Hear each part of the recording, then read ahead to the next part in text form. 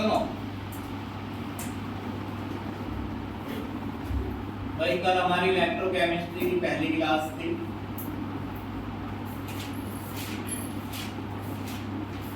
आज देखना तो मैं क्या समझाता हूं।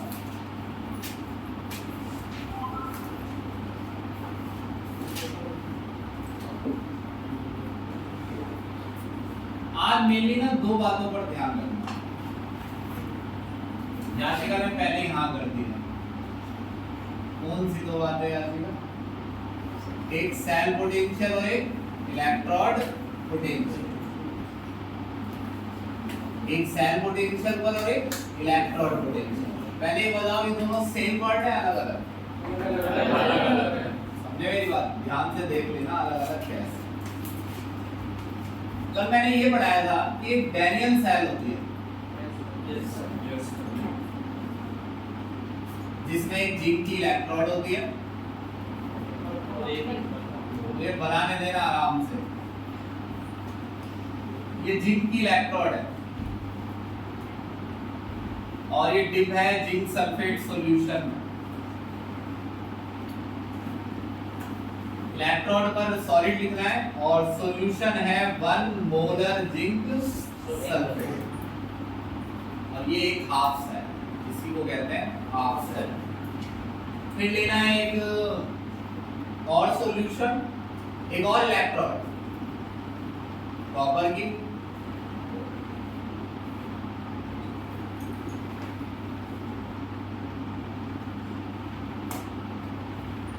बस थोड़ी ज्यादा डूब गई है लेकिन कोई दिक्कत नहीं है। 1 मोलर कॉपर सल्फेट।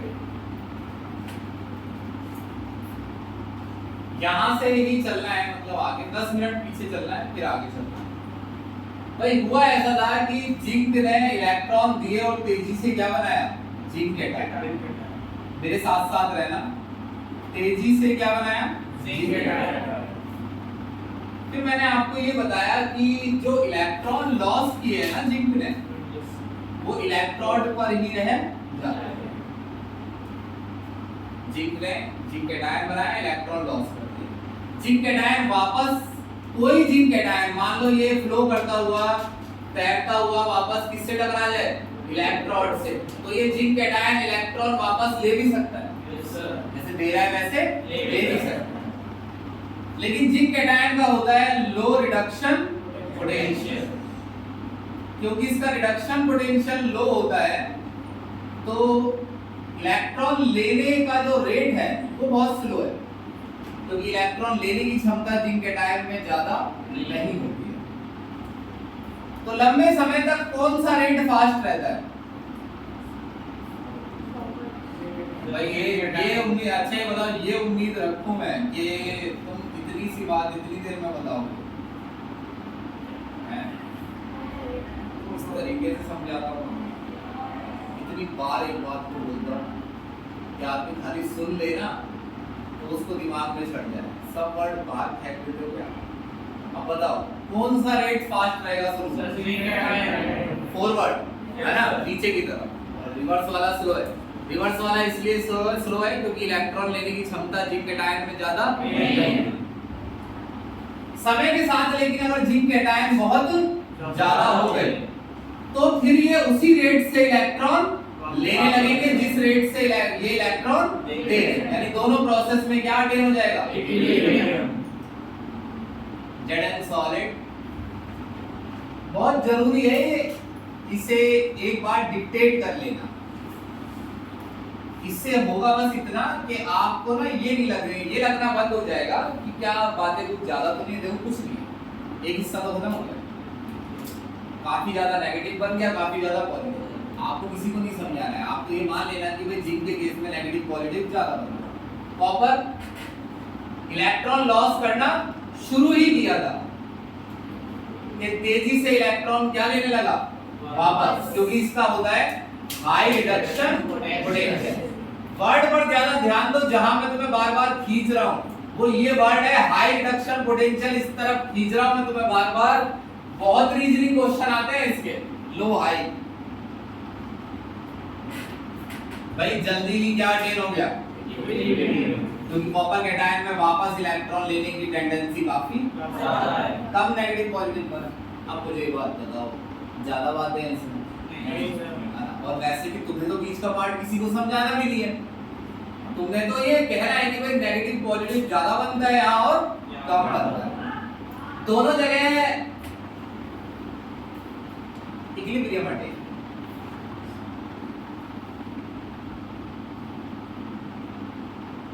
यहाँ कोई डाउट तो नहीं? मैंने क्या कनेक्ट कर दिया? वायर। वायर कनेक्ट करने से इलेक्ट्रॉन भागे, जहां भीड़ ज्यादा है वहां से उस ओर जहां भीड़ कम है। इसको तुम लक्षित अलग अलग तरीके से बोल सकते हो। इलेक्ट्रॉन क्यों भागे? कहना क्योंकि कॉपर कैटायन में इलेक्ट्रॉन लेने की टेंडेंसी ज्यादा है, यहाँ इलेक्ट्रॉन इकट्ठे हो रहे थे, जिंक कैटायन उन्हें तेजी से नहीं ले पा रहा था, तो वो किस तरफ भागे? Copper cation. और सरकारी आंसर क्या है जब? क्योंकि पोटेंशियल डिफरेंस। इलेक्ट्रॉन क्यों फ्लो कर रहे हैं? क्योंकि पोटेंशियल डिफरेंस, एक में इलेक्ट्रॉन लेने की क्षमता कम है और एक में ज्यादा है, तो कम क्षमता वाले से खींच लिए किसने? ज्यादा वाले। सरकारी आंसर है कि इलेक्ट्रॉन इसलिए फ्लो कर रहे हैं क्योंकि पोटेंशियल डिफरेंस है। तो ये मानेगा वो पेपर, या कहीं भी आप कहेंगे। ये शॉर्ट ब्रिज है। अभी आप ये याद रखिए कि ये सर्किट को कंप्लीट करता है। हम ज्यादा ध्यान उस बात पर देंगे कि न्यूमेरिकल कैसे होगा। आप सुनो मेरी बात, यहाँ क्या टेन है? अब यहाँ देखो, ये क्या है? लो पोटेंशियल और ये हाई पोटेंशियल। जरूरी नहीं है कि ये रिडक्शन पोटेंशियल लिखा मिले, ये ऐसे भी लिखा मिलता है, लो इलेक्ट्रॉन पोटेंशियल।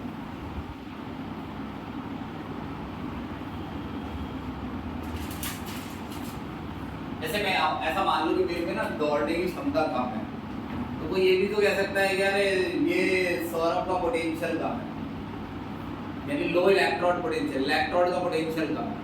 या कोई ये भी कह सकता है कि यार सौरभ में दौड़ने का पोटेंशियल कम है, तो या तो सिर्फ लिख दो कि भाई इस इलेक्ट्रॉन का पोटेंशियल कम है, या लिख दो कि इसका रिडक्शन पोटेंशियल कम है। यानी कि पोटेंशियल किस चीज का कम है?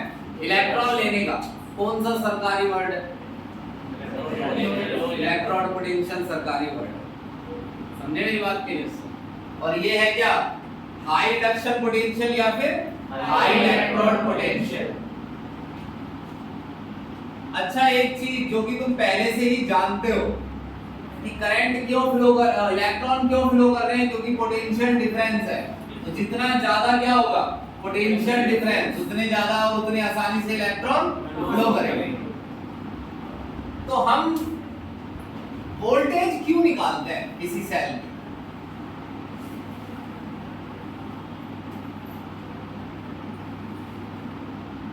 वोल्टेज छोड़ो, सेल पोटेंशियल। क्या जी? Cell potential. नए कई वर्ड आ रहे हैं, उलझ जाते हैं वो। सेल पोटेंशियल, तो सेल पोटेंशियल का सिंबल है ई सेल। तो भाई नकुल, सेल पोटेंशियल का मतलब है इस सेल पर क्या निकालना है? इस सेल की, मैं तो ये कह रहा हूँ, करंट फ्लो करने की एबिलिटी है, चार्ज को फ्लो करवाने की ability. I equal to Q by T होता है। करंट तभी ज्यादा होगा जब Q ज्यादा होगा। समझे मेरी बात? चार्ज ज्यादा है तो I ज्यादा। तो ये बताओ कि अगर E सेल ज्यादा है तो इसका मतलब E सेल वोल्टेज है, यानी सेल की वोल्टेज ज्यादा है। बस मुझे एक चीज क्लियर करनी है, पोटेंशियल वर्ड दो तरीके के हैं, एक तो सेल पोटेंशियल और एक इलेक्ट्रोड पोटेंशियल। दोनों में अंतर समझ में आ रहा है? Yes sir. सेल पोटेंशियल तो वही इलेक्ट्रोड पोटेंशियल का डिफरेंस होता है। समझे मेरी बात की? तो ई सेल निकालने के लिए हमें नकुल क्या करना पड़ता है? ई कैथोड में से क्या माइनस करना पड़ता है? ई एनोड, ई कैथोड। बस तुम मुझे बताओ, तुम्हें सिंबल बस देखते ही डेफिनेशन का चक्कर नहीं है, बस इतना बताओ ई कैथोड समझ में आ रहा है क्या लिखा है? Yes sir. कैथोड का इलेक्ट्रोड पोटेंशियल, ई एनोड, एनोड का। पता है इसका सिंबल ये वाला सरकारी नहीं है, पहली बात। सरकारी सिंबल ये है ई Cu2 प्लस से Cu। E का मतलब पोटेंशियल, Cu2 प्लस से क्या बचेगा? Cu, इलेक्ट्रॉन ले लेगा। कौन ले रहा है इलेक्ट्रॉन? Cu2+ ही तो ले रहा है। अभी तो तुम कह रहे थे Zn2+ में इलेक्ट्रॉन लेने की क्षमता Cu2+ में ज्यादा, ये तो कह रहे हो। तो कौन ले रहा है इलेक्ट्रॉन? Cu2+। नॉट का मतलब कंसंट्रेशन 1 मोलर। नॉट क्यों लगा है? कंसंट्रेशन 1 मोलर है, टेंपरेचर 298 है, इसलिए क्या लगा है? नॉट। ई शब्द का मतलब क्या है? पोटेंशियल। पोटेंशियल किस बात का? Cu2+ से Cu बनने का, माइनस E नॉट Zn2+ से क्या बनने का? Zn, और इससे निकलता है E नॉट सेल। ये सेल पोटेंशियल है या स्टैंडर्ड सेल पोटेंशियल, नॉट लगा है। तो बस ये खत्म है मेरी तरफ से। बस इतना बताओ, आगे से कभी इलेक्ट्रोड पोटेंशियल वर्ड बोला जाए या सेल पोटेंशियल, तो दोनों में अंतर स्पष्ट रहेगा। Yes sir. सेल की वोल्टेज क्या होती है? इलेक्ट्रोड पोटेंशियल या सेल पोटेंशियल? Cell potential. अब सेल पोटेंशियल को कई शब्दों में बोला जाता है। पहला तो यही है, दूसरा सेल की क्या हो गई? वोल्टेज।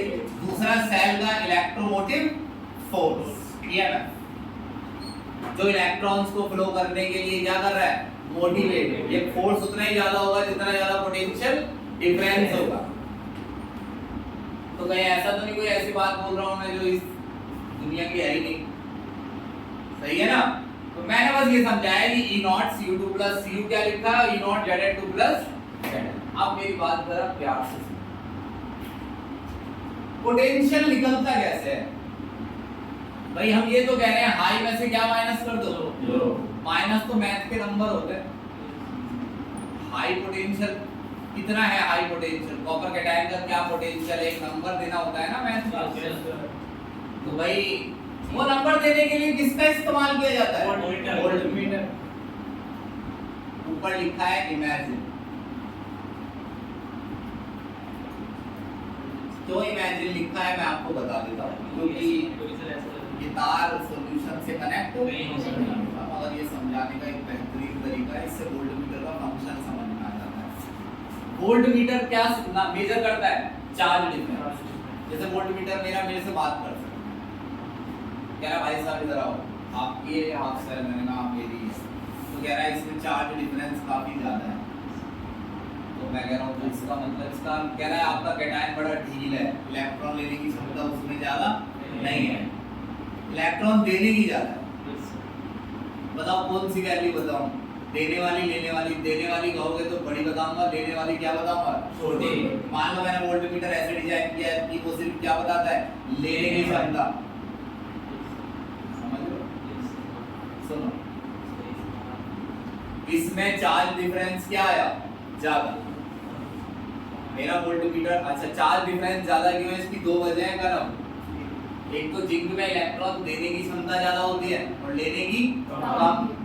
वोल्टमीटर डिजाइन कर, वोल्टमीटर दो बातें बता सकता है हमें यहाँ पर कि चार्ज डिफरेंस इसलिए ज्यादा है। अंकल जी मुझसे कह रहा है कि अंकल जी चार्ज डिफरेंस इसलिए ज्यादा है क्योंकि आपके मेटल में इलेक्ट्रॉन लॉस करने की क्षमता ज्यादा है और गेन करने की कम। तो अगर आपने वोल्टमीटर ये वाली वैल्यू लॉस वाली बताने के लिए डिजाइन किया है तो ये वैल्यू दिखा देगा हाई, और गेन वाली बताने के लिए डिजाइन किया है तो वैल्यू दिखा देगा लो। आ रही है मेरी बात समझ में कि नहीं? हमने वोल्टमीटर, लेट्स सपोज कि हमने वोल्टमीटर किस लिए डिजाइन किया है? ये बताने के लिए कि इलेक्ट्रॉन लेने की क्षमता क्या है। तो चार्ज डिफरेंस ज्यादा है तो इसका मतलब इलेक्ट्रॉन लेने की क्षमता कम है। तो वोल्टमीटर कितनी वैल्यू दिखा रहा है? -0.76 वोल्ट। चलिए अब सुनिए, एक जगह कहा जा रहा है लक्षित, इलेक्ट्रोड पोटेंशियल क्या होता है? उन्होंने कहा इलेक्ट्रोड पोटेंशियल होता है इलेक्ट्रोड इलेक्ट्रोलाइटिक सॉल्यूशन के बीच का चार्ज डिफरेंस जब क्या अटेन हो चुका हो? इक्विलिब्रियम। आगे डेफिनेशन समझ, ये पढ़ते ही आ जाएगी, एनसीईआरटी में लिखी है। सेल पोटेंशियल क्या होता है? Cell potential maximum electromotive force होता है, जो तब निकाला जाता है जब सेल ने करंट फ्लो करना स्टार्ट ही किया हो। तो उस समय हाई और लो का डिफरेंस, ये हाई और लो है, डिफरेंस कब निकालना है? जब अभी पानी फ्लो करना क्या हुआ? स्टार्ट। थोड़ी देर बाद तो ये डिफरेंस क्या हो जाता है? फिलहाल ये जाता है, शुरू में निकालना होता है। इसे कहते हैं सेल पोटेंशियल, या सिंपली बोलिए high potential minus low potential. Electrode, electrode का किस बात का पोटेंशियल? Reduction potential. इलेक्ट्रॉन की इलेक्ट्रोड की इलेक्ट्रॉन लेने की एबिलिटी, कंसंट्रेशन कितनी हो अगर 1 मोलर, तो ये वाली वैल्यू -0.76 होती है और ये वाली प्लस 0.34 वोल्ट। तो ये कितना है बताओ? 110 वोल्ट। हाँ 310 110 -0.76 वोल्ट, तो ये निकल कर आया क्या 1.10 वोल्ट। तो हो सकता है कि आज ही आ जाए हमारा टॉपिक, और वो टॉपिक ये रहेगा कि अगर कंसंट्रेशन 1 मोलर ना हो तो वोल्टेज कैसे निकाली। 1 मोलर वाले में निकालना आसान क्यों है याशिका? अगर 1 मोलर हो कंसंट्रेशन दोनों तरफ 1 मोलर हो तो निकालना आसान क्यों है? क्योंकि किताब में टेबल दी है और उस टेबल में लिखा हुआ है कि जिंक वाली इलेक्ट्रोड की कंसंट्रेशन अगर 1 मोलर हो तो उसमें कितनी वैल्यू आती है -0.76। कॉपर वाले की कितनी वैल्यू है +0.34, लेकिन ये कितने के लिए है 1 मोलर। सिल्वर के लिए ऊपर हो Ag और नीचे हो Ag प्लस तो वैल्यू है 0.80। तो सिर्फ टेबल किसके लिए काम आएगी 1 मोलर। अगर कंसंट्रेशन 1 मोलर नहीं है तो आपको अलग इक्वेशन का इस्तेमाल करना पड़ेगा क्या निकालने के लिए E नॉट सेल। क्या निकालने के लिए E सेल, फिर वो नॉट रहेगा ही नहीं क्योंकि कंसंट्रेशन 1 मोलर नहीं। तो E सेल निकालने के लिए इनका इस्तेमाल करेंगे। तो E सेल अलग आएगा जब कंसंट्रेशन 1 मोलर नहीं होगी, या यही आएगा अलग। तो अलग इसलिए आएगा ना क्योंकि ये वैल्यूज अलग आएंगे। तो पहले आपको ये वैल्यूज निकालनी पड़ेगी अलग से, फिर इन्हें क्या करना पड़ेगा माइनस। उसे कहते हैं नॉस्ट इक्वेशन। क्या बोलते हैं? उससे पहले कुछ समझो, पहले इसका क्या करना है जल्दी करो। ये फोटो ऐसी इकट्ठी पड़ी रहेंगी देखना। सर पिछला चैप्टर हो गया पूरा, काट लिया भाई। संडे टेस्ट है तुम्हें याद है और तुमको क्वेश्चन बता दिए गए हैं। जिनका नहीं हुआ है तुम्हारा नहीं हुआ है, न्यूमेरिकल नहीं हुए है ना सेकंड चैप्टर के, तो कोई नहीं बताते हैं तुम्हें अगली क्लास में। बाकी सबका टेस्ट 5 बजे करीब होगा। न्यूमेरिकल तो हमारे भी पूरे नहीं हुए, कुछ टॉपिक नहीं हुए हैं। देखो न्यूमेरिकल पूरे करने से भी मेरे काम नहीं है, पहली बात तो ये बात ही मत करो। वो तो ये होता है कुछ मैंने करा है कुछ तुमने करी। Yes sir. अब मैं तो ये कह रहा हूँ कि चलो ठीक है मेरी जिम्मेदारी है, तो जो मैंने कराया है उनका टेस्ट है। क्लियर है मेरी बात? उन्हीं में से क्वेश्चन आएगा, ठीक है ना? ऐसे मत लिख देना पहचान जाऊंगा मैं उतारा हुआ है कहीं से दिख जाता है वो साफ साफ क्यों उतारा हुआ है। ढंग से मतलब नकल वकल तो बनाना ही मत, बिठा दो इसे। हाँ सुनो मेरी बात, 5 बजे कौन है? सर सुबह ले लो। देखते हैं सर, तुम्हारा सुबह ले लेंगे अगर होगा। हाँ मैं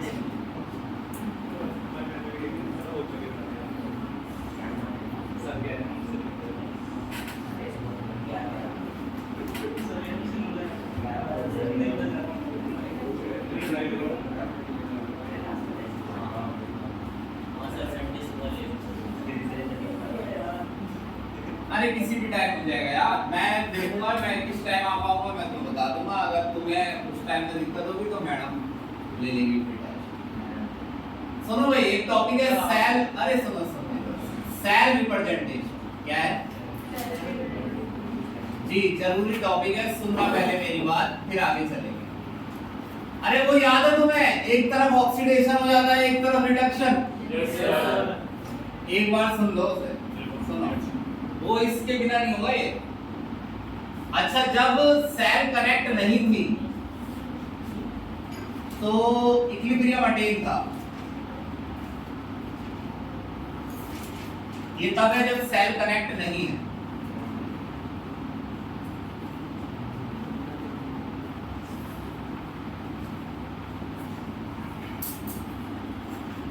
इस समय क्या अटेन है इक्विलिब्रियम। अगर मैं सेल कनेक्ट करता हूं, when we connect half cell each other, तो कौन से इलेक्ट्रॉन भाग रहे हैं? ये वाले। Yes sir. जिन्हें कौन एक्सेप्ट कर रहा है? Zinc cation. ये इलेक्ट्रॉन किस तरफ भाग रहे हैं? कॉपर की तरफ।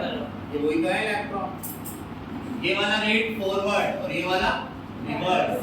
ये फिर से फॉरवर्ड और ये रिवर्स। जिंक कैटायन वो इलेक्ट्रॉन ले रहा है जो इलेक्ट्रोड पर है, और अगर वो इलेक्ट्रॉन भागने लगेंगे तो इलेक्ट्रॉन की अवेलेबिलिटी कम हो जाएगी। जिंक कैटायंस के लिए इलेक्ट्रॉन लेना मुश्किल हो जाएगा। आसान है मुश्किल? तो रिवर्स रेट का क्या होगा? Reverse rate become slow. तो रिवर्स रेट क्या हो जाएगा? स्लो। और ये इलेक्ट्रॉन भागकर किस तरफ आ रहे हैं? कॉपर कैटायन के पास। तो कॉपर कैटायन के लिए इलेक्ट्रॉन लेना इजी हो जाएगा। तो यहाँ पर रिवर्स क्या हो जाएगा? फास्ट। Reverse become fast. तो अब सिर्फ वो रिएक्शन लिखना जो फास्ट हो। कौन सी फास्ट है इसमें? फॉरवर्ड। Zn से क्या बनाना है? Zn 2 plus 2 electron. अब यहाँ मेनली क्या हो रहा है? ऑक्सीडेशन। जहाँ मेनली ऑक्सीडेशन होता है उस हिस्से को क्या बोलते हैं? एनोड। यहाँ मेनली कौन सी रिएक्शन हो रही है? Cu2 प्लस इलेक्ट्रॉन लेकर क्या बना रहा है? Cu solid. ये वाला ही तो फास्ट है। तो इस रिवर्स को फॉरवर्ड करके लिखो जो फास्ट है। अब यहाँ मेनली क्या हो रहा है? रिडक्शन। और रिडक्शन वाले हिस्से को क्या बोलते हैं? कैथोड। जहाँ रिडक्शन होता है उसे क्या बोलते हैं? Cathode. Negative positive anode cathode नहीं होता है। अलग कुछ अजीब लग रहा है? नहीं भाई, नेगेटिव और पॉजिटिव कुछ नहीं होता है। एनोड नेगेटिव पॉजिटिव कुछ भी हो सकता है। पिछले साल एनोड पॉजिटिव था रेडॉक्स वाले चैप्टर में। इस साल एनोड नेगेटिव आया है। एनोड का मतलब वो हिस्सा जहां क्या हो रहा हो? ऑक्सीडेशन। कैथोड वो हिस्सा जहां क्या हो रहा हो? रिडक्शन। याद करो तुम ये कहते थे एनोड वो जगह है जहां एनायन अट्रैक्ट होगा। कुछ नहीं है इसमें, वो तो अलग अलग होता है। अगर तुम करंट का यूज कर रहे हो, यानी यूज करने का मतलब होता है तुमने एक सॉल्ट सॉल्यूशन लिया और उसमें करंट पास किया तो एनोड पॉजिटिव। करंट अगर तुम पास कर रहे हो, यहाँ तुम करंट पास नहीं कर रहे हो, बना रहे हो। अगर करंट बना रहे हो तो एनोड नेगेटिव। वो ये नहीं पूछेगा एनोड पर क्या चार्ज होता है, क्योंकि मैंने कहा ना उसका चार्ज से कोई लेना देना नहीं। एनोड पर क्या होता है? ऑक्सीडेशन। आप कहेंगे एनोड वो जगह होती है जहाँ क्या होता है? ऑक्सीडेशन। कैथोड वो जहाँ रिडक्शन। अब ये चैप्टर का आधा पार्ट है, मतलब ये तो ये है कि करंट बनाने वाला है। करंट का यूज करने वाला दूसरा पार्ट है, मैंने पहले दिन कहा ना, उसमें भी एनोड आएगा तो ही क्लियर हो पाएगा दोनों में डिफरेंस। हाँ, तो यहाँ क्या हो रहा है? ऑक्सीडेशन, यहाँ रिडक्शन। मान लो जतिन मैं किसी को ये बताना चाहता हूँ कि ये जो सेल है मेरी, ये किससे बनी है और कैसे बनी है। मैं कहना चाहता हूँ कि इसमें जिंक इलेक्ट्रोड है और जिंक सल्फेट का क्या है? सॉल्यूशन। तो मेरे को पता नहीं कितना बड़ा फिगर नहीं बनाना पड़ेगा। अगर वो समझ सकता है सामने वाला आदमी तो शॉर्ट में भी उसे समझाया जा सकता है। वो ऐसे आप कहेंगे कि बीच में आप डबल लाइन खींचेंगे, आप कहेंगे इस तरफ भाई साहब एनोड लिखेंगे और इस तरफ कैथोड। अगर वो मान लो जानता है चैप्टर के बारे में तो उसको समझ आएगा। फिर आप कहेंगे एनोड में जिंक नाम की क्या ली गई है? इलेक्ट्रोड, है ना। और सॉल्यूशन में लिया गया है Zn2+। पूरा जिंक सल्फेट भी लिख सकते हो। Zn2+ के पीछे क्या लिखना है? Aq। और यहीं पर उसकी कंसंट्रेशन लिख देनी है 1 मोल। अच्छा, Zn2+ गर्भित पहले क्यों नहीं लिखा? क्योंकि एनोड पे ऑक्सीडेशन हो रहा है, तो आप ये दिखा रहे हैं कि एनोड में Zn किस में बदल रहा है? Zn2+। इसलिए उसे समझाना जरूरी है। Zn से क्या बन रहा है? Zn2+। अगर ऐसा ही है तो कैथोड का बताना विशाल। Cu2+ Aq। नीचे लिखो कंसंट्रेशन 1 मोलर से क्या बन रहा है? Cu solid. दिख रहा है सब कुछ? क्योंकि ये आसान है ये वाली रिप्रेजेंटेशन। कभी कभार थोड़ी टेढ़ी मेढ़ी भी आती है, तो बता रहा हूँ, समझे मेरी बात। इसको खाली करो जल्दी। रुक जाओ, एक आधी और बता दो। अच्छा, ये देखो,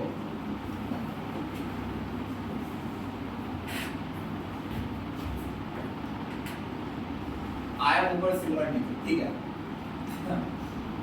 एक इलेक्ट्रोड है, ऐसे देखना। मेरे को लगता है कि वैसे समझ में आ गया है तुम्हारे ये वाला, तो ये सेम टाइप का है। मैंने आयरन लिया है और नीचे लिया है आयरन सल्फेट। सल्फेट ही चल सकता है, आयरन नाइट्रेट भी चल सकता है। ऐसा सॉल्यूशन होना चाहिए जिसमें Fe हो, और Fe कैटायन की फॉर्म है उसमें। Fe कई चीजों में होता है, मान लो वो Fe अलग ही नहीं हो रहा है आपके दूसरे पार्ट से। समझ रहे हो क्या कहना चाह रहा हूँ? Fe का कौन सा कंपाउंड होना चाहिए? Iron, ferrous sulphate, ferric nitrate या फेरिक क्लोराइड और फेरिक ऑक्साइड, ऐसे चलेगा। सॉल्यूशन के अंदर क्या है? Fe2+, सिर्फ Fe2+ इंपॉर्टेंट होता है। मान लो कंसंट्रेशन है 5 मोलर और इसको मैंने बनाया जोड़ा है किसके साथ? सिल्वर। कैसे पता चला मुझे शिवम गैस है? ऐसा नहीं कि क्वेश्चन आएगा, बस तो मुझे इतना पता चला, लगाओ कि इतना बताओ कि मुझे कैसे पता चला सिल्वर राइट साइड आएगा। क्योंकि सर उसका सर हाइड्रोजन पोटेंशियल हाई होगा। हाँ, लेकिन आप भी पता कर सकते हैं। कैसे? देखो, reactivity series potassium, sodium, calcium, magnesium, aluminium, zinc, iron, lead, hydrogen, copper, silver, gold, platinum. ये रिएक्टिविटी सीरीज या रिएक्टिविटी सीरीज ग्रुप या पीरियड में नहीं होती है, पीरियोडिक टेबल में वो अलग से बनाया जाता है। तो रिएक्टिविटी सीरीज में सिल्वर नीचे आता है। Yes sir. सिल्वर में इलेक्ट्रॉन देने की क्षमता का और आयरन ऊपर आता है, तो आयरन देगा इलेक्ट्रॉन, सिल्वर सबका वहीं से पता चल जाता है, उसी सीरीज से। कौन ऐसा है जो सबके सामने एनोड की तरह काम कर लेगा? इसी रिएक्टिविटी सीरीज के पोटेशियम सबसे ऊपर आयरन, इलेक्ट्रॉन लेने की क्षमता सबसे ज्यादा है, देने की सबसे कम है। हाँ भाई, इसे रिप्रेजेंट कर दो कि बहुत आसान है। बताओ क्या करो, क्या लिखो तुम बताओ? Fe से क्या, Fe सॉलिड से क्या बनेगा? Fe2+ Aq और डबल ये ऐसे, और Ag+ से क्या बनेगा? Ag solid. और यहाँ प्यार से क्या लिख दीजिए? कंसंट्रेशन कितने मोलर है? 10 मोलर। और ये कितने मोलर है? 5।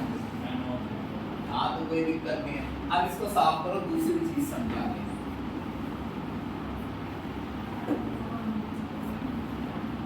भाई नोट्स मिलेंगे सबको, नोट्स में थोड़ा सा चेंज है ना, और मे भी नोट्स कोर्स के पैसे भी नहीं देने पड़ेंगे उन बच्चों को जिन्होंने बताया होगा नीचे, जिन्होंने एक साथ फीस दी है ना। और जिन्होंने एक साथ दी दिया उनको भी कोई भारी अमाउंट नहीं देनी, जितने पेजों के हिसाब से देनी है। कॉपी जो ये पेज की होती है सर मंथली दे रहे हैं, इतनी काफी नहीं है सर। मंथली ये पता तो आता है आपसे, तो मुझे चाहिए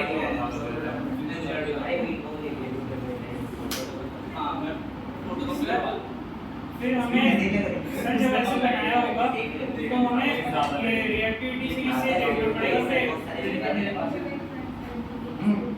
सर जब ये बनाया होगा तो हमें रिएक्टिविटी सीरीज से देखना पड़ेगा कि एनोड है कैथोड कौन सा है। लेफ्ट राइट से जो भी होगी पूरी बात। अगर मान लो कोई न्यूमेरिकल है तो उसमें ये देखकर ही पता चल जाता है कि एनोड कौन सा है, कैथोड। सर मेरा डाउट है सर, एनोड रिएक्टिव क्यों है? राइट कहां है? ये तो बताया, Fe में इलेक्ट्रॉन देने की क्षमता ज्यादा होती है। ये ऐसे करके ऐसे कर दो आप सर, कुछ नहीं है तो तब भी तो उधर ही जाएगा। मतलब इसको उठा के यहाँ लिख दो। सर ऐसे है ये तो क्लास रूम में ऐसे कर दो सर, वो तो तब भी ऐसे सर ये कह रहा है कि वाइस वर्सा कर सकते हैं, कर सकते हैं। हाँ कर सकते हैं, ये इधर लगा दो, ये इधर, फिर भी इलेक्ट्रॉन देगा कौन? मगर आप ऐसा करेंगे तो कट जाएगा आपका। उन्होंने लिखा है कि हमेशा किस साइड बनाना है? सर क्या रिप्रेजेंटेशन है, फिर ये कोई तरीका नहीं है ना, कोई सिस्टम नहीं है, फिर कोई कहीं भी बना रहा है। भाई आप किसी भी तरीके से बनाएंगे, ये ऐसा है कि जैसे किसी भी बुक में लिखा हो तो बच्चे को देखते ही क्लियर हो जाए कि लेफ्ट में अगर बनाया है तो एनोड है, आप राइट में बना रहे हैं तो उससे भी कोई फर्क नहीं पड़ने वाला है। मगर ये कंफ्यूजन बढ़ रही है ना, तो उन्होंने ये बोला हुआ है कि हमेशा एनोड किस साइड बनाना है? लेफ्ट। कोई दिक्कत नहीं है, लेकिन बनाना नहीं है। क्लियर है मेरी बात? अगर आपने ये हिस्सा उठा के वहां लिखा तो वो आप कुछ भी कहते रहिए, वो गलत है। क्लियर है मेरी बात की? आप बना सकते हैं लेकिन बनाना नहीं है। मिटा दो इसे। अगर पेपर में उल्टा आ गया तो हाँ तो आप पेपर में जब उल्टा आ रहा है तो फिर मैं क्या कह सकता हूँ? पेपर में अगर मान लो पहले क्वेश्चन को लिखा है क्वेश्चन नंबर 25 आंसर 25 तो मैं उसमें क्या कह सकता हूँ? बिठा दो। फिर उस हिसाब से हमें अब एनोड का नोड करनी है हमको घूमने के जो लेफ्ट साइड है वो लेफ्ट साइड वाला खाली इधर अब तुमने कहा है कि भाई वो उल्टा ही कर दे तो उल्टा कर दो तुम। मैं क्या कह सकता हूँ भाई वो करे ऐसा होगा नहीं क्लियर है कि ना कभी ऐसा होने वाला है सर, ठीक है, हो गया। ऐसा नहीं मिला एनोड इधर रहेगा क्या तो मिला दो। यस सर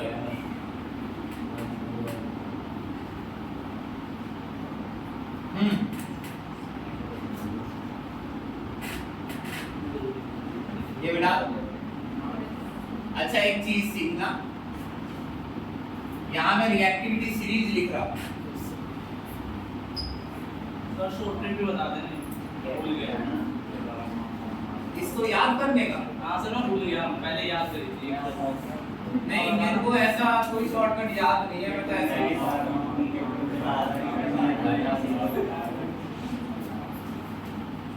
ये तो गूगल पे मिल जाता है इसका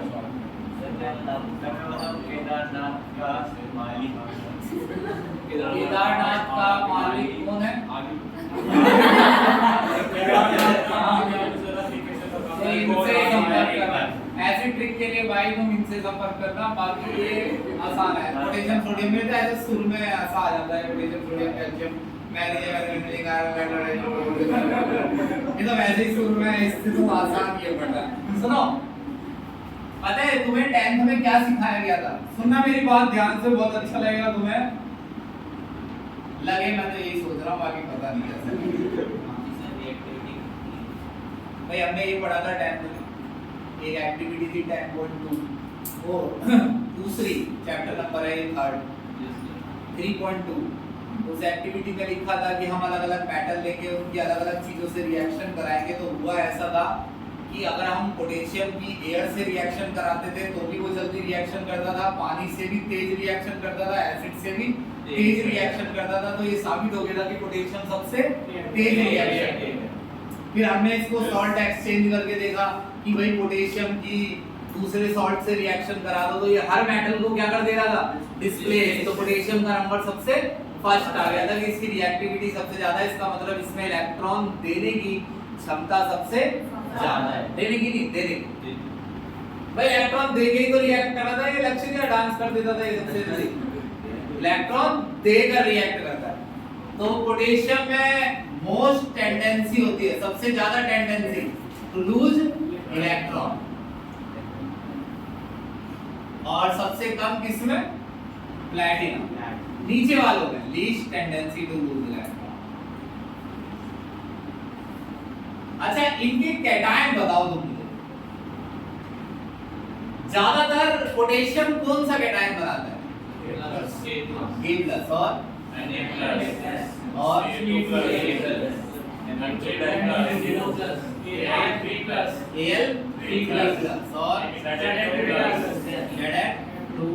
और Fe2+ और Eb2+ और H+ और Cu2+, Ag निकल+ और गोल्ड 3+, प्लैटिनम 4+ बनाता है। कभी आएगा ठीक है। कभी भी कोई सेल अगर मैग्नीशियम से, अगर आपसे कोई कहते हैं कि इलेक्ट्रोड किसकी है? मैग्नीशियम, बस ये सुनते ही आपको E0 का साइन ऐसे लिख देना है, E0 Mg2+ से M। बात समझ में आ रही है? Yes sir. किसी ने आपसे बोला इलेक्ट्रोड किसकी है? लेड। Pb2+ यहाँ लिखा है, वहाँ नहीं लिखा है। वहाँ लिखा है सिर्फ इलेक्ट्रोड किसकी है?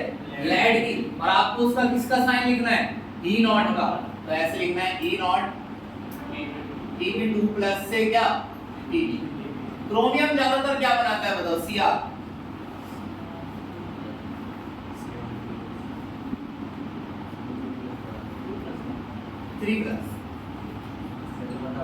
याद कर लेना है। अगर किसी से तुम्हें E0 का सिंबल लिखना है तो एकदम से लिखना है E0 Cr3+ से क्या?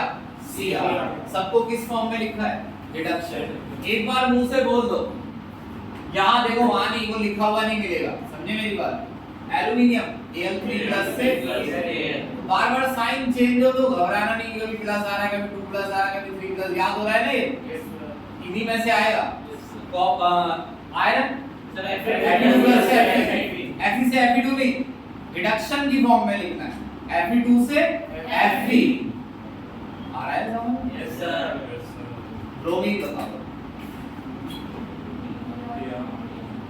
आने वालों में से जो आते ही हैं ब्रोमीन और हाइड्रोजन। अच्छा, ब्रोमीन वैसे उसकी एलिमेंटल स्टेट क्या है? Br2। और क्या होता है? Solid liquid gas? लिक्विड होता है। और हाइड्रोजन? अगर ये इलेक्ट्रॉन लेता है तो Br2 से क्या बन जाता है? Br- आसान तो है, E0। अब एक जगह सिंपल लिखा है E0 Br2 से Br माइनस, तो तुम्हारे समझ में आ रहा है? Br2 लिया है इलेक्ट्रोड पर और वो किसमें बदल रहा है? Br minus. ये देखना, इसका बता दो आपको, ये तो तुम ही बता दो। H प्लस से ऐसा क्यों भाई? उनको यहाँ Br प्लस से Br क्यों नहीं लिख दिया? Br प्लस बनता ही नहीं है तो कैसे लिखोगे? H प्लस बनता है ना? Yes sir. तो आप लिख सकते हैं कि H प्लस से क्या है? H2। अब Br2 आपके पास है, ऐसे सोचो, Br2 आपके पास है और आपको उसे किस फॉर्म में लिखना है? रिडक्शन। आप Br माइनस लेके लिखें, चाहे Br प्लस लेके लिखें, चाहे Br2 को लिखें, Br प्लस तो बनता ही नहीं। तो फिर आपका क्या रहेगा? सिर्फ Br2। Br2 में इलेक्ट्रॉन जोड़ दो तो क्या बन जाएगा? Br minus. आप ऐसे भी लिख सकते हैं कि H2 में इलेक्ट्रॉन जोड़े तो H माइनस। मगर अगर सॉल्यूशन में हाइड्रोजन है तो वो H प्लस की फॉर्म में होता है। सॉल्यूशन के आप अगर कोई भी सॉल्यूशन लेते हैं हाइड्रोजन का तो होता है HCl, HBr, HI। तो सॉल्यूशन में हाइड्रोजन किस फॉर्म में होता है?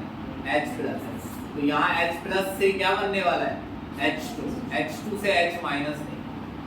या अगर थोड़ी कंफ्यूजन रहती है तो देखो, ये तो मेरे को लगता है कि इसमें कोई दिक्कत है, ये तो वही ट्रेंड है जैसे लिखते हैं बस H प्लस से H नहीं लिखा है, फिलहाल लिखा है H प्लस से H2। इसको ध्यान रखना पड़ेगा कि Br2 से क्या लिखना है? Br minus. सर हाँ सर Mg में तो इलेक्ट्रॉन लूज करने की टेंडेंसी ज्यादा है, तो हमने Mg2+ से हाँ ठीक है। अब ये पूछ रहा है कि मैग्नीशियम में इलेक्ट्रॉन लूज करने की टेंडेंसी ज्यादा है, तो तुमने फिर मैग्नीशियम को रिडक्शन की फॉर्म में क्यों लिखा है? ये कहना चाह रहा है कि भाई मैग्नीशियम अगर किसी भी सेल में होगा तो वो इलेक्ट्रॉन लूज करने को ज्यादा प्रेफर करेगा। लेकिन हम कंपेयर किस चीज को करते हैं? इलेक्ट्रॉन लूज करने की टेंडेंसी को या गेन को? तो सबको किस फॉर्म में लेना है? गेन की फॉर्म में। भाई जिसकी गेन, अगर मैं इसे गेन की फॉर्म में लेता हूं तो भी इसके लॉस के बारे में पता चल जाता है। इसमें गेन करने की टेंडेंसी कम है तो लॉस करने की ज्यादा है, तो इसका लो रिडक्शन पोटेंशियल आएगा, इसका हाई। लिखना सबको किस फॉर्म में? Reduction potential. अभी थोड़ी देर पहले मैंने कहा था E0 का मतलब होता है इलेक्ट्रोड का पोटेंशियल, और इलेक्ट्रोड के पोटेंशियल में सिर्फ कौन सा पोटेंशियल लेना है? रिडक्शन।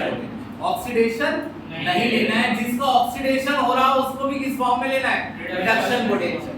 क्लियर है मेरी बात? चलो इसकी फोटो जो भी करना है करो। सर अगर सेल को रिप्रेजेंट करना हो तो हम अपनी सेल को करना फिर तब भी ये लिखेंगे। सेल में तो सर दो आ जाते हैं।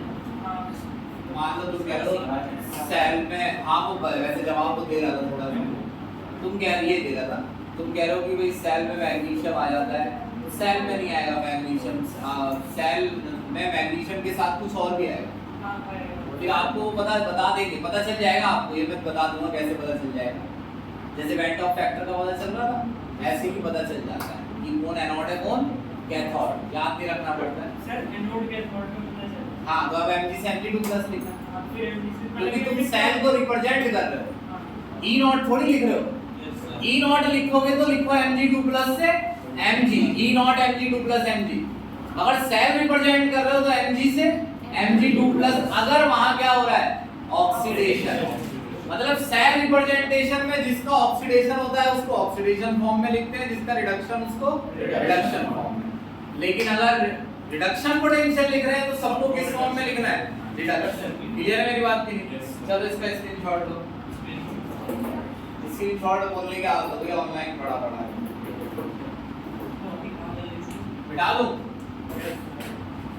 अच्छा एक चीज सुनो,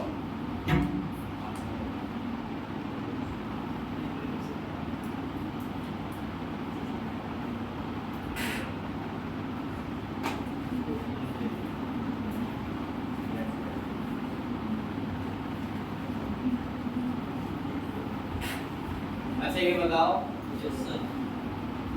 एक ना स्टैंडर्ड हाइड्रोजन इलेक्ट्रोड होती है, सुनना मेरी बात ध्यान से।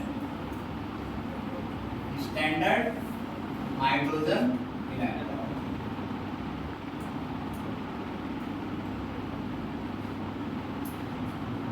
कोई बुक लाया? Yes sir. लाओ दिखाओ इस बार। देखो ये कोई अलग से टॉपिक नहीं है, मगर क्या चक्कर है कि जैसे ये न्यूमेरिकल है, ये देखो 3.5, और ये न्यूमेरिकल ना 4 4 3 3 5 5 नंबर का आते हैं, बड़े होते हैं, क्योंकि इसमें लॉग भी लेना पड़ता है, एंटी लॉग भी लेना पड़ता है। अब इसमें ये देखो क्या लिखा है, H+ H2 1 बार प्लैटिनम सॉलिड लिखा है। यहाँ देखो एक जगह दिख तो रही होगा इतनी जरूर, Br2 Br माइनस, उसके पहले लिखा है प्लैटिनम सॉलिड। तो हमें ये समझना है कि दरअसल ये है प्लैटिनम सॉलिड के साथ Br माइनस या H2 के साथ प्लैटिनम। समझे मेरी बात? लो पकड़ो। अच्छा तुम्हें पता है हाइड्रोजन की इलेक्ट्रोड बनाई जा सकती है? पहले बताओ, हाइड्रोजन एक गैस है और मुझे किसकी इलेक्ट्रोड बनानी है? हाइड्रोजन। भाई इलेक्ट्रोड किस चीज की बनती है? जो चीज क्या हो, सॉलिड। और हाइड्रोजन क्या है? गैस। और इसकी क्या बनानी है? इलेक्ट्रोड। समझ लो, सॉलिड की तो बनती है इलेक्ट्रोड। तो एक वायर लो प्लैटिनम का और एक फॉइल है प्लैटिनम की। फॉइल का मतलब ये पट्टी सी है प्लैटिनम से बनी। प्लैटिनम इसलिए लेना है क्योंकि प्लैटिनम में आप कोई चीज गर्म करें, प्लैटिनम में पानी उबाले, खाना बनाएं, या प्लैटिनम में किसी भी दो सब्सटेंसेस को रिएक्ट कराएंगे, तो प्लैटिनम कोई इंटरफेयर नहीं करता, क्योंकि प्लैटिनम सबसे कम रिएक्ट है। अभी लिखा था मैंने, सबसे नीचे आता है। आप पोटेशियम के बर्तन बना सकते हैं, और आप इसमें पोटेशियम लेंगे ये लेयर बनाने के लिए, तो वो खुद ही रिएक्ट करने लगेगा दूसरों से। अब ये गिलास की ट्यूब है, ये सेल रिप्रेजेंटेशन चल रहा है भाई अभी। इसमें गैस पास करो हाइड्रोजन, क्योंकि इलेक्ट्रोड किसकी बनानी है? हाइड्रोजन। तो गैस पास कर दो हाइड्रोजन कितने प्रेशर पर? 1 बार। भाई गैस को, जैसे मैं पंक्चर वाले पर गैस डलवाने जाता हूँ टायर में, तो से कहता हूँ 2 किलो डाल दो, किस हिसाब से डालता है वो? प्रेशर के। ट्यूब में भी गैस किस हिसाब से डालते हैं? प्रेशर। एक बार प्रेशर पर इनफ अमाउंट आ जाएगी जितनी आपको चाहिए। अगर टेम्परेचर गैस का कितना हुआ? 298 केल्विन, गैस नीचे जाएगी, हर तरफ फैलेगी ऊपर नीचे। और प्लैटिनम में एक प्रॉपर्टी होती है कि ये बहुत जल्दी हाइड्रोजन गैस को अपने सरफेस पर क्या कर लेता है? एडजॉर्ब। क्या एडजॉर्ब का मतलब है प्लैटिनम के अंदर नहीं घुसेगी हाइड्रोजन, सिर्फ सरफेस पर चिपकी रहेगी, अंदर घुसती तो हो जाता है एब्जॉर्ब। ये सिर्फ क्या है? एडजॉर्ब। यहां से हटेगी नहीं अब हाइड्रोजन। अब ये इलेक्ट्रोड किसकी कहला सकती है? हाइड्रोजन की। हालांकि इसमें प्लैटिनम है, लेकिन प्लैटिनम तो कभी इंटरफेयर करता नहीं। अगर आपने प्लैटिनम की इलेक्ट्रोड बनाई थी तो किसी से रिएक्ट लॉस करती है ना, गेन। तो इसमें एक ही चीज है जो इलेक्ट्रॉन लॉस और गेन कर सकती है, वो कौन है? हाइड्रोजन। अब इसे किसके सॉल्यूशन में डुबाओगे? ऐसे सॉल्यूशन में जिसमें H+ आया, जैसे जिंक की। अभी तुमने कहा ना कि इलेक्ट्रोड किसकी है? हाइड्रोजन। तो सॉल्यूशन में भी किसके आयन होने चाहिए? हाइड्रोजन। तो इलेक्ट्रोड जिंक किए तो सॉल्यूशन में कैटायन थे जिंक के। तो इलेक्ट्रोड हाइड्रोजन किए तो सॉल्यूशन में भी क्या लेना? H+। अब ये इलेक्ट्रोड दो तरीके से काम कर सकती है, ये एनोड भी हो सकती है और कैथोड। यहां पर गैस है हाइड्रोजन, और हाइड्रोजन गैस इलेक्ट्रॉन लॉस करके किसमें बदलेगी? H+। बहुत सारे क्या बनेंगे? H+, और वो H+ इलेक्ट्रॉन वापस भी ले सकते हैं, और क्या अटेन हो जाएगा? इक्विलिब्रियम, जैसे जिंक वगैरह के केस में होता है। अगर इसने किसकी तरह काम किया? एनोड, तो इसका मतलब यहाँ क्या होगा? ऑक्सीडेशन, है ना? तो अगर इसने एनोड की तरह काम किया एज ए एनोड, तो ऑक्सीडेशन फॉर्म में लिखो, H2 से क्या बनाया? H+। इलेक्ट्रॉन क्या हो रहे हैं? लॉस हो रहे हैं ना। 0 से चार्ज कितना हो गया? +1। यहाँ लिखो गैस और नीचे लिखो प्रेशर कितना है? 1 बार। और गैस किसकी सतह पर चिपकी है? प्लैटिनम। अब समझिए क्या लिखा है? Yes sir. Platinum solid H2 gas से क्या? H+। अब कैथोड बता दो एक बार अगर ऐसा है तो। अगर इसने किसकी तरह काम किया? कैथोड, तो फिर इसमें क्या होने लगेगा? रिडक्शन। तो अगर इसमें रिडक्शन होगा तो फिर इसे किस फॉर्म में लिखना पड़ेगा? रिडक्शन की फॉर्म में। तो क्या लिखो? H+ से H2 गैस का प्रेशर लिखना होगा 1 बार, और कंसंट्रेट हो किस पर चिपकी है गैस? Platinum solid. यहाँ समझ? Yes sir. ये चक्कर समझ में आ रहा है कि ऑक्सीडेशन फॉर्म में लिख रहा है। सेल रिप्रेजेंटेशन चल रहा है भाई। सेल रिप्रेजेंटेशन में जिसका ऑक्सीडेशन होता है उसको ऑक्सीडेशन फॉर्म में लिखना है, जिसका रिडक्शन होता है उसको रिडक्शन फॉर्म में। तो E0 नहीं है, E0 लिखना होता तो फिर ये लिखा जाता H+ से H2, और कुछ नहीं है। E0 में किस फॉर्म में लिखना होता है? रिडक्शन। यहाँ हम सेल को क्या कर रहे हैं? रिप्रेजेंट। लेकिन ये पूरी सेल नहीं है, तो हम एक हिस्सा लिखना सिखा रहे हैं कि अगर ये किसकी तरह आता है? एनोड की तरह या फिर कैथोड की तरह। एनोड की तरह आता है तो ऐसे लिखना है, कैथोड की तरह आता है तो ऐसे लिखना है। एनोड की तरह आता है इसका मतलब इस पर क्या हो रहा है? ऑक्सीडेशन। तो ऑक्सीडेशन में H2 से H+ बनेगा या H+ से H2? सर H2 से H+। लिखा है H2 से H+। Pt क्यों लिखा है? बता रहे हैं आपको, सीख लेना है आज के बाद से कि प्लैटिनम क्यों लिखा है। यहाँ लिखा मैंने H+ से H2, अब यहाँ लिखा क्या? प्लैटिनम। अब इसे समझाने का ये रिजल्ट है, देखना। ब्रोमीन की भी सेल होती है, जबकि ब्रोमीन एक क्या होता है? लिक्विड। लेकिन ब्रोमीन की भी इलेक्ट्रोड बनाई जा सकती है। पहले बताओ कि अगर ब्रोमीन एनोड की तरह काम कर रहा है तो उस पर क्या होने चाहिए? ऑक्सीडेशन। तो अगर ब्रोमीन पर ऑक्सीडेशन हो रहा है तो क्या बनेगा? Br- से Br2। Br+ तो लेना ही नहीं है। Br- से -1 से 0 मतलब इलेक्ट्रॉन क्या हो रहे हैं? लॉस। -1 से 0 का मतलब चार्ज बढ़ रहा है, और चार्ज बढ़ रहा है मैथ का नंबर बढ़ रहा है। -1 से 0 मैथ का नंबर बढ़ रहा है तो चार्ज बढ़ रहा है, चार्ज बढ़ रहा है तो क्या होता है? ऑक्सीडेशन। तो ये लिखा है देखो, Br- Aq Br2 लिक्विड, और बगल में लिखा है प्लैटिनम सॉलिड। समझ में आ रहा है क्या लिखा है? Yes sir. प्लैटिनम की इलेक्ट्रोड पे क्या चिपका है? ब्रोमीन, और सॉल्यूशन के अंदर है Br-।